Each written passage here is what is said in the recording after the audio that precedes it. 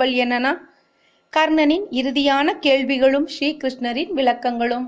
நான் கற்ற வித்தையின் மந்திரங்கள் மறந்து போக காரணம் என்ன வாசுதேவரே என்று கர்ணன் கேட்க, எந்த ஒரு வித்தையை அநீதி வழியே பிராப்தத்தை அடைகிறதோ அந்த வித்தை நமக்கு தேவைப்படும் நேரத்தில் அந்த வித்தை நம்மை கைவிட்டுவிடும்.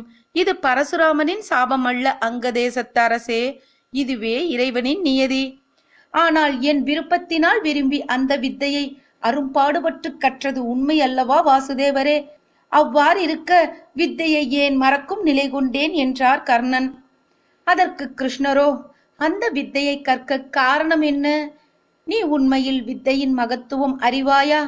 அகிலத்திற்கே நன்மையை உருவாக்கின்ற நல்ல எண்ணம் கொண்டுதான் அந்த கலையை பயில முற்பட்டாயா?